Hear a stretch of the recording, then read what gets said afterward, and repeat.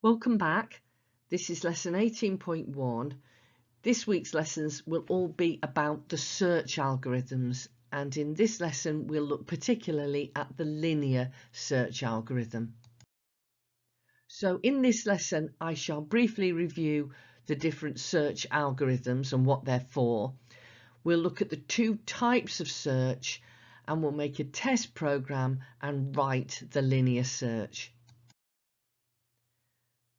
Many different computer applications require a search of information. In all these cases, the computer will find an item in a list and carry out a particular process. For example, if you wanted to log on to a social media account, and it would find your account and show you the information about that account. Or when you use a cache point, the computer will find your bank account and allow you to access it. But when we're just learning about searches in class, we'll just find if an item is in the list or not and just return true or false. Obviously, in real life, things wouldn't stop there. Once we'd found the item, we'd do something with it probably. But for now, all the search algorithms that we look at this week will simply return the true or false Boolean value, indicating whether or not we had found an item in a list. There are two types of search, and we're going to learn them both this week: the linear search and the binary search. So in this lesson, we're going to look at the linear search, which is by far the easier of the two searches to implement. In a linear search, we traverse the list. Remember that traverse is a technical term meaning visit every item in the list. Within the list, we'll have an if structure, and if the element that we are traversing matches the search term that we're looking for, then we will say that the item is found. The result will be true. If we complete the entire loop with no matches, the result will be false. In order to test this program, we're going to begin by making a random list, just so that it's a different list each time, and these commands will create a list of 10 numbers from 1 to 100, and I've got it to print out. That way you know if the term that you're going to enter is actually in the list or not.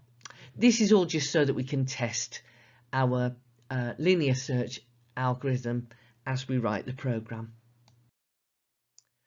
And then we have to add a further command so that the user can enter a search term, and we better convert it to an integer because this list contains entirely integers. So I'm about to show that command. What I suggest you do now is pause the video, write the code that you see on the screen, and also extend it with those two lines that I described so that we have the search term ready to search through the list. I've called it target in my example. So here's the completed code, which you should have written. The search term in my example is called target. Search term is a technical expression. It means the value that we are searching for in the data structure, in this case a list. So now enter some code, a for loop, so that you go through the entire loop and print out each value in the loop. And we've done this 1,000 times, so shouldn't be any problem. There's the code. Now, can you adapt it so that we only print out that value if it matches the target? Again, this shouldn't cause you too much trouble. It's an if statement inside the for loop. So quickly pause the video and write that so that you're keeping up with me. And it would look like this. So we're traversing the entire data structure, in this case a list, and if the value that we have reached matches the target, we'll print it out. So make sure you've got that code written at the bottom of your growing program. And then finally, create a variable called found with an initial value of false. And if any item matches the target, set the value of found to true. And after the loop is finished, add an if statement so that it prints target found or target not found, depending on whether the target has been found during the traversal. So I haven't done all that for you at first. I just thought that might be a good test. So work through that. Perhaps pause this video and work through the different stages here and add code to your program. Everyone should be able to do this. So here is the completed code for the linear search. We've set a found value to false, and it's only set to true if we find a match during our traversal of the list. But if the value does become true, print the value is in the list. Otherwise, that will be for all other cases, print the value is not in the list. We can make this program work a little more quickly by adding the word break. I usually try to avoid breaking a loop, but in this case, particularly if we were looking through a very long list, we could break the search at the point that we found the item. So where would you add the word break? I'll show you that in a sec. So by putting break after we have found the value, we can just stop the computer from traversing the list as soon as it has found the item. And this is in fact how we would normally write the linear search.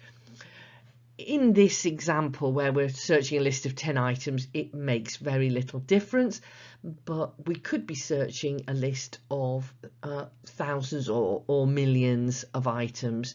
And in those cases, breaking the loop, stopping the search when we found the item would save our computer a lot of time.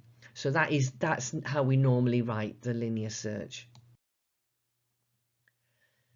Now that you've got the code for the linear search, can you turn it into a function where the target is sent as a parameter and we return true or false?